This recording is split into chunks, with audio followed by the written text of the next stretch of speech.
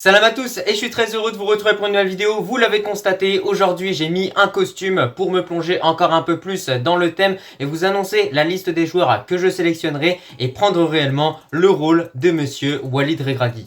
Juste avant qu'on commence avec cette vidéo, si ce n'est pas fait, je t'invite à t'abonner, à liker et à commenter cette vidéo. Je remercie en tout cas tous ceux qui feront ça pour m'aider à atteindre au plus vite les 10 000 abonnés. On va directement commencer cette liste avec la liste des 4 gardiens que j'ai décidé de sélectionner. Donc tout d'abord nous avons Yacine Bounou, Mounir, Reda Tagnauti et pour finir Zniti.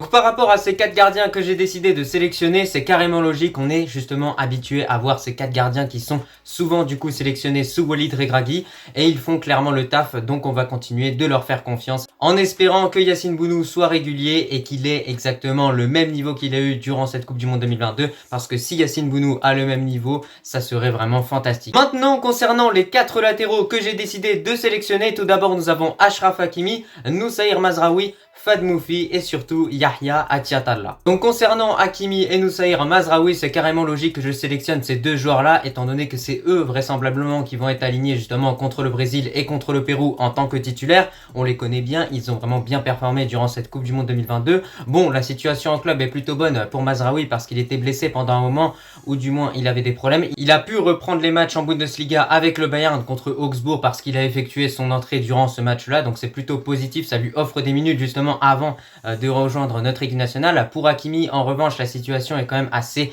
catastrophique pour le joueur marocain qui a vraiment du mal du côté du PSG à montrer ses qualités, à les faire valoir réellement et c'est ça un petit peu qui est dommage avec ce joueur-là parce qu'il pourrait beaucoup apporter à cette équipe-là et je pense qu'à certains moments, le PSG ne sait pas bien utiliser Hakimi, donc on espère que pour le restant de la saison, au moins ça va bien se passer pour Achraf Hakimi. Pour Yahya Atiatallah, c'est un petit peu le même cas de figure que pour Hakimi et Mazraoui, c'est un joueur qui est habitué à être sélectionné sous Walid Regragui. En plus de ça, il nous a vraiment surpris durant cette Coupe du Monde. Donc bien évidemment, je pense que Walid Regragui va clairement le sélectionner étant donné qu'il continue de jouer dans le Botola avec le Wydad. Et pour finir, concernant les latéraux, j'ai décidé de sélectionner Fad Moufi. Il était présent lors de l'avant-dernière liste, avant la liste finale de la Coupe du Monde. Et je pense que ce joueur-là, qui évolue du côté de Portimao au Portugal, mériterait vraiment de se faire sélectionner. Parce que ça fait plusieurs saisons, n'empêche qu'il performe du côté du championnat portugais, avec des passes décisives. Et surtout, il est quand même capitaine dans son équipe. Et c'est pas rien. Et au vu de ses performances, moi je vous le dis, c'est vraiment un joueur qui mérite d'être sélectionné. Et ça serait vraiment une doublure parfaite à Achraf Hakimi. Après, par rapport à Fad Moufi, il y a de grandes chances justement que Walid Regragui décide de sélectionner à sa place Adam Massina. Après les latéraux, pour les défenseurs centraux, j'ai décidé de sélectionner Romain Saïs, Naïf Aguerd, Achraf Dari, Yamik Benoun et enfin pour finir ma petite surprise Ismaël Kandous. Concernant Romain Saïs, c'est carrément logique qu'on le sélectionne, c'est le capitaine, il a vraiment fait le taf durant l'entièreté de cette Coupe du Monde 2022 où il a d'ailleurs vraiment fourni un grand sacrifice pour son pays parce qu'il a disputé certains matchs en étant blessé même avant le coup d'envoi. Donc vraiment on le remercie capitaine Saïs et en plus de ça il continue sa progression du côté de Beşiktaş où il est vraiment un titulaire indiscutable et le patron de la défense là-bas en Turquie. Naïf Aguerd, pour moi, on a clairement un des meilleurs Marocains depuis la fin de cette Coupe du Monde 2022. Il était blessé et ensuite a pu jouer avec West Ham et directement il s'est démarqué par rapport aux autres défenseurs centraux de cette équipe de West Ham et s'est imposé en tant que titulaire et a apporté beaucoup à cette équipe notamment grâce à sa vitesse et également sa qualité de passe. Et en tout cas, moi je vous le dis sincèrement, j'espère vraiment voir un Naïf Aguerd à ce niveau-là parce qu'avec West Ham, il est vraiment exceptionnel. Pour Achraf Dari, bah écoutez, pas grand chose à dire, il continue de disputer des matchs en Ligue 1 du côté de Brest et donc il continue sa progression de façon générale. Concernant Benoun et Yamik, c'est un petit peu le même cas de figure que pour Achraf Dari. On a des joueurs qui continuent de performer en club, qui continuent d'être titulaires dans leur club respectif. Pour finir avec les défenseurs centraux, j'ai décidé de sélectionner Ismaël Kandous. Et là, j'ai envie de vous dire que c'est carrément logique parce que au vu de la saison individuelle et collective qu'il est en train de réaliser du côté de Saint-Gilloise, c'est carrément logique de le sélectionner. On a vraiment un défenseur qui est costaud, qui est bon en interception, qui est bon en tacle et qui pourra beaucoup nous apporter. Et franchement, il a seulement 25 ans en plus de ça, donc il pourrait pourquoi pas être la relève d'un de nos défenseurs centraux justement qui arriverait à la fin de sa carrière, je pense notamment à Romain Saïs. Donc de façon générale, il mérite amplement d'être convoqué et j'ai envie de vous dire carrément que c'est même une obligation. Dans la continuité de cette vidéo concernant les 8 milieux que j'ai décidé de sélectionner, bah là j'ai clairement pas le choix, il va falloir que je lise parce que la liste est assez longue. Donc tout d'abord nous avons Azzedine Ounahi, Sofiane Amrabat, pas de Selim Amala étant donné qu'il est blessé et du coup il ne pourra pas jouer avec avec le Maroc contre le Brésil et contre le Pérou. Ensuite, Bilal El Khanous, Abdelhamid Sabiri, Brahim Diaz, Ben Seguir, Gebran et Barkok. Tout d'abord, concernant Amrabat et Unai, nous le savons, ces deux joueurs-là ont vraiment réalisé une grosse Coupe du Monde 2022. Tout d'abord, du côté de Amrabat, on a un joueur qui continue son train de vie petit à petit du côté de la Fiorentina, en attendant peut-être son futur départ du côté du FC Barcelone, parce que oui, les dirigeants du FC Barcelone ont promis à Amrabat durant ce mercato hivernal qu'il reviendrait justement à la charge durant le mercato estival. Donc bien évidemment, Amrabat est sur le viseur du Barça. Du côté de Unai, on va clairement pas se voiler à la face, la situation est quand même mauvaise pour lui parce que le joueur n'a pas le temps de jeu qu'il espérait justement parce qu'il n'est pas un titulaire indiscutable du côté de l'OM.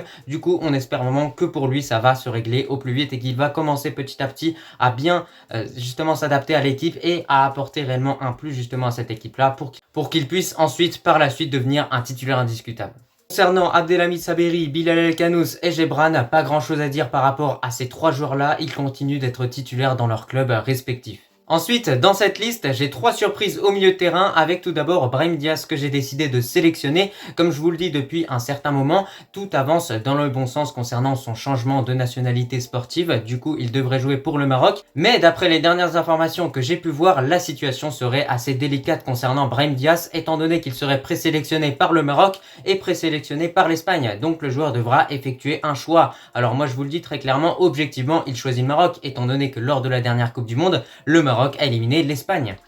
À part tous ces changements de nationalité et etc, au niveau de la qualité du joueur, on a vraiment un joueur qui performe bien depuis le début de cette saison 2022-2023. En tout cas, j'espère vraiment que Brahim Diaz va pouvoir être sélectionné avec notre équipe nationale parce que c'est vraiment un joueur qui peut nous apporter un plus sur le terrain très clairement au vu des nombreuses qualités qu'il possède et moi clairement j'ai envie d'y croire. Ensuite, j'ai décidé de sélectionner Ben Seguir, il est jeune et prometteur, tout comme Brahim Diaz. C'est un joueur qui performe bien avec Monaco depuis le début de cette saison 2022-2023 et c'est pour ça qu'il mériterait amplement d'être sélectionné. Maintenant, reste à voir si Walid Regragui va le convoquer. Enfin, pour ma dernière surprise, qui n'en est réellement pas une, j'ai décidé de sélectionner Aymen Barkok qui performe plutôt bien du côté de la Bundesliga à Mayence. Donc c'est pour ça que je le sélectionne, mais surtout la principale raison pour laquelle je convoque ce joueur, c'est parce que Selim Amala sera pas présent et justement c'est un petit peu le même profil de joueur et c'est pour ça que justement au niveau de l'impact physique, au niveau justement des duels, c'est un joueur qui peut apporter beaucoup justement à une équipe et c'est pour ça que je l'ai pris. Pour finir avec cette liste, nous avons les attaquants et là encore une fois je vais pas avoir vraiment le choix mais je vais devoir du coup lire directement les joueurs que j'ai sélectionnés. Donc nous avons Hakim Ziyech, Sofiane Boufal, Abdé,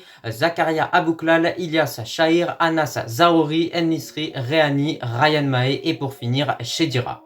Tout d'abord, concernant Hakim Ziyech et Sofiane Boufal, j'ai envie de vous dire que ces deux joueurs-là, en équipe nationale, c'est réellement une constante. Ce sont des joueurs qui doivent toujours être sélectionnés. Alors, malgré son transfert du côté de Al Rayyan, Boufal, on va quand même le convoquer, étant donné que ses dérives vont pas disparaître du jour au lendemain. Concernant Ziyech, la situation semble s'améliorer. Il a un peu plus de temps de jeu avec Chelsea, mais il y a encore des choix qui sont quand même incompréhensibles de la part du coach, comme par exemple le fait que Ziyech a réalisé un gros match contre Dortmund au match aller, et lors du match retour, Ziyech n'a pas été aligné en tant que titulaire. Donc c'est pour cette raison réellement qu'il doit quitter ce club de Chelsea. Ensuite, concernant Abdé, Anas Zahouri, Zakaria Abouklal et Ilyas Chahir, c'est des joueurs qui tendent à devenir réellement des constantes en équipe nationale, étant donné qu'on a des joueurs qui sont vraiment en pleine forme en club. Ils enchaînent les buts, les passes décisives. J'ai vu récemment que Abdé a enchaîné 2 buts avec Osasuna et a permis à cette équipe de Osasuna de prendre un avantage lors d'un match de la Copa del Rey. Et pour Zakaria Abouklal, j'ai l'impression de tous les week-ends le voir soit marquer un but, soit faire une passe décisive.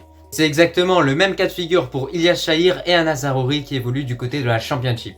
Rapport au buteur, tout d'abord concernant El Nisri, clairement c'est un des Marocains qui est le plus en forme depuis la fin justement de cette Coupe du Monde 2022. Il enchaîne vraiment les buts avec le FC Séville et ça fait plaisir de le voir vraiment en forme. Donc on espère que ça va continuer et surtout que ça va se prolonger dans le temps parce qu'on espère qu'il va nous mettre un petit doublé pourquoi pas contre le Brésil ou bien contre le Pérou. Mais de façon générale, on remarque bien que cette Coupe du Monde 2022 a vraiment fait du bien aux joueurs. Ensuite, après El Nisri, j'ai décidé de sélectionner Walid Chedira qui réalise une énorme saison en Série B. Pour la continuité, nous avons une petite surprise parce que j'ai décidé de convoquer Ryan Mahé. Les deux frères ont d'ailleurs démenti le fait qu'ils avaient peut-être des problèmes avec Walid Regragui étant donné qu'ils n'ont pas été convoqués pour cette Coupe du Monde 2022 et qu'ils ont fait partie des joueurs qui ont été déterminants dans la qualification pour aller justement au Qatar. Donc c'est pour ça que ces deux joueurs-là ont dû, quoi qu'il arrive, être frustrés, mais ont démenti clairement le fait qu'ils étaient justement en conflit réellement avec le coach marocain. En plus, l'avantage en sélectionnant Ryan Mahrez, c'est que justement Walid Regragui pourra expliquer son choix de ne pas l'avoir sélectionné durant le mondial. Pour finir avec les buteurs et finir réellement avec cette liste, j'ai décidé de sélectionner Abdallah Rehani qui évolue avec les jeunes de l'Atlético. Il est plutôt prometteur et c'est pour ça justement que j'ai hâte de le voir à l'œuvre avec notre équipe nationale parce que j'ai envie en fait de voir tout simplement ce que ça peut donner pour ce joueur-là et surtout d'après les dernières informations que j'ai pu entendre, Walid Regragui semblerait avoir envie de sélectionner ce jeune joueur. Et enfin, pour finir avec cette liste, j'ai décidé de sélectionner un joueur bonus pour que cette liste compte au total 33 joueurs étant donné que d'après les dernières informations que j'ai pu entendre, apparemment la liste comportera au total 33 joueurs ou bien 30 de l'autre côté. J'ai décidé de sélectionner moi au total 33 joueurs étant donné que les choix ont vraiment été durs et du coup pour ce joueur bonus j'ai hésité entre Imran Louza et de l'autre côté Bouldini qui est un attaquant qui évolue du côté de Levante. Et par rapport à ces deux joueurs là j'ai décidé de sélectionner Louza étant donné que d'après les dernières informations que j'ai pu entendre il sera sélectionné par Walid Regragui et surtout ça pourrait faire du bien au joueur qui a manqué la Coupe du Monde justement pour cause de blessures et qui pourra beaucoup nous apporter notamment grâce aux qualités qu'il possède. C'est un joueur qui a cette capacité à créer des occasions notamment par ses passes. Donc c'est un joueur unique de façon générale et c'est pour ça surtout que j'ai vraiment envie de voir Imran Louza. Bon bah écoutez, c'était tout pour cette vidéo, tu l'as vu dans l'ensemble, je t'ai présenté la liste des joueurs que je sélectionnerai pour les matchs amicaux contre le Brésil et contre le Pérou. Donc n'hésitez pas à me donner vos listes juste en dessous en commentaire et également si vous avez quelques petits ajustements justement à faire par rapport à la liste que je vous ai présentée dans cette vidéo. En tout cas, je te remercie si tu as regardé cette vidéo dans son entièreté et moi je te dis à la prochaine. Et également pour ceux qui sont encore restés jusqu'au bout de cette vidéo, dites-moi si vous pensez que je pourrais être un bon coach tout simplement pour le Maroc avec bien évidemment cette dégaine. Nabil Tirard pour le centre. Ouverture du score. Ouverture du score pour l'équipe nationale du Maroc sur ce centre qui n'a été touché par personne de Nabil Tirard qui lance parfaitement les opérations. Nabil Tirard pour le centre.